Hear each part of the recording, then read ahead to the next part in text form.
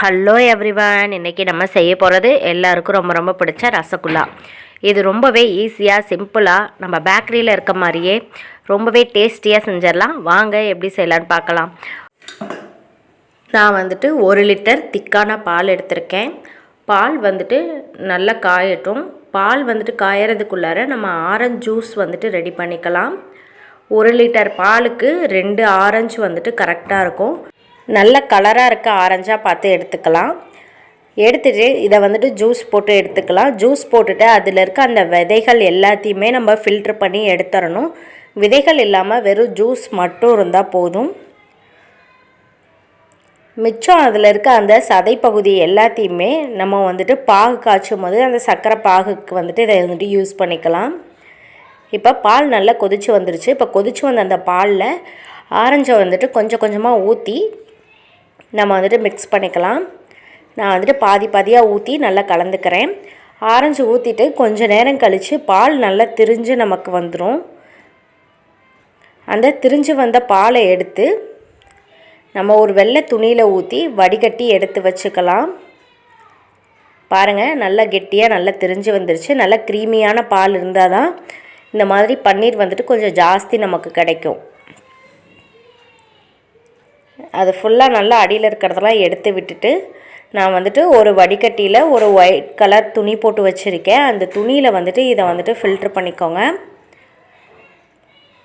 துணியில் ஃபில்ட்ரு பண்ணதுக்கப்புறமா நான் ஒரு கப் போல் பச்சை தண்ணி நல்லா கொஞ்சம் ஜில் வாட்டர் ஊற்றி இதை ஒரு டைம் வாஷ் பண்ணி எடுத்துக்கிறேன். நம்ம அப்படி செய்யும் போது ஒரு வேளை ஆரஞ்சு கொஞ்சம் புளிப்பு சுவையோடு இருந்தது அப்படின்னா அந்த புளிப்பு கொஞ்சம் ஓரளவுக்கு போயிருக்கும். நல்ல இனிப்பான ஆரஞ்சு அப்படின்னா நீங்கள் இதை செய்யவே தேவையில்லை.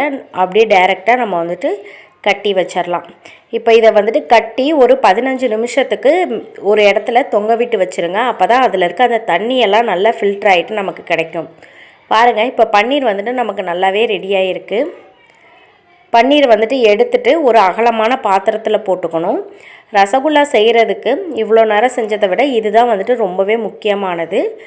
இந்த பன்னீரை எல்லாத்தையுமே நம்ம உடச்சி விட்டுக்கலாம். உடச்சி விட்டுட்டு நல்லா நம்மளோட உள்ளங்கையை வச்சுட்டு நல்லா இந்த மாதிரி அழுத்தி அழுத்தி கொடுத்து நம்ம பிசைஞ்சுக்கணும். அப்படி பிசைஞ்சாச்சு அப்படின்னா தான் அதில் இருக்க கட்டிகள்லாம் கரையும். உங்களால் இந்த மாதிரி பிசைய முடியலை அப்படின்னா நீங்கள் ஒரு மிக்ஸி ஜாரில் போட்டுட்டு ஜஸ்ட்டு ஒரு 30 செகண்டுக்கு நீங்கள் அதை சுற்றி எடுத்தாலே போதும். நமக்கு பாருங்கள், நல்லா மைதா மாவு மாதிரி வந்திருக்கு. இந்த மாதிரி வர அளவுக்கு குறைஞ்சது ஒரு 7 நிமிஷம் வரலையும் இதை நல்லா பிசைஞ்சு எடுத்துக்கோங்க. பிசைய முடியாதவங்க மிக்ஸி ஜாரில் போட்டு செஞ்சுக்கலாம். ஆனால் மிக்சியில் போட்டு செய்கிறத விட இந்த மாதிரி கையில் செஞ்சாச்சு அப்படின்னா நல்லாவே சாஃப்டாக ஸ்மூத்தாக நமக்கு இருக்கும். மிக்சியில் போட்டாலும் பெரிய அளவுக்கு டிஃப்ரென்ஸ் வராது. பாருங்கள், நமக்கு நல்ல ஒரு மைதா மாவு பதத்துக்கு இது வந்துருச்சு. இப்போ இதை குட்டி குட்டி பால்ஸாக நம்ம உருட்டி வச்சிடலாம். பால்ஸ் உருட்டும் போது அந்த கிராக் இல்லாமல் நல்லா சாஃப்டாக ஸ்மூத்தாக உருட்டி எடுத்து வச்சுடுங்க. அப்படி நம்ம செய்யும் போது தான் நம்ம தண்ணியில் கொதிக்க வைக்கும் போது அது வெடித்து போகாமல் இருக்கும். நீங்கள் கிராக்கோடு இருந்தது அப்படின்னா ரொம்பவே சீக்கிரமாக அது வெடித்து வந்துடும். பாருங்கள், இந்த மாதிரி நல்லா சாஃப்டாக நம்ம உருட்டி எல்லாத்தையும் எடுத்து வச்சுக்கலாம். எனக்கு 1 லிட்டர் பாலில் 9 உருண்டை வந்திருக்கு. இது அப்படியே இருக்கட்டும். நம்ம இப்போ சர்க்கரை பாகுக்கு ரெடி பண்ணிடலாம். நான் 1 கப் போல் சர்க்கரை எடுத்திருக்கேன். இது ஒரு 400 கிராம் சர்க்கரை. இதில் 3.5 கப்புலேருந்து 4 கப் அளவுக்கு தண்ணி நமக்கு தேவைப்படும். தண்ணி ஊற்றிட்டு சர்க்கரை நல்லா கரையிற அளவுக்கு இதை சூடு பண்ணி கொதிக்க வச்சுக்கலாம். குறைஞ்சது 3.5 கப் அளவுக்கு தண்ணி இருந்துச்சு அப்படின்னா நல்லா பால்ஸ் ஃப்ரீயாக வெந்து வரும். நீங்கள் எடுக்கிற பாத்திரமும் நல்ல அகலமான பாத்திரமாக இருக்கணும். நான் கலருக்காக ஒரு பிஞ்ச் அளவுக்கு குங்குமப்பூ சேர்த்துக்கிறேன். அது கூடவே கொஞ்சமாக கட் பண்ணி வச்சுருக்க ஆரஞ்சையும் சேர்த்துக்கலாம். 1/4 டீஸ்பூன் அளவுக்கு ஏலக்காய் தூளும் சேர்த்துட்டு தண்ணி நல்லா கொதித்து வர்றப்ப நம்ம உருட்டி வச்சுருக்க அந்த பால்ஸையும் இதோடு சேர்த்துட்டு ஒரு மூடி போட்டு மூடி வச்சிடலாம். இது மூடி வச்சுட்டு குறைஞ்சது 15 நிமிஷத்துலேருந்து 17 நிமிஷம் வரலையும் ஆகும். பாருங்கள், நல்லா வெந்து நமக்கு சைஸ் எல்லாம் டபுள் ஆகிட்டு வந்திருக்கு.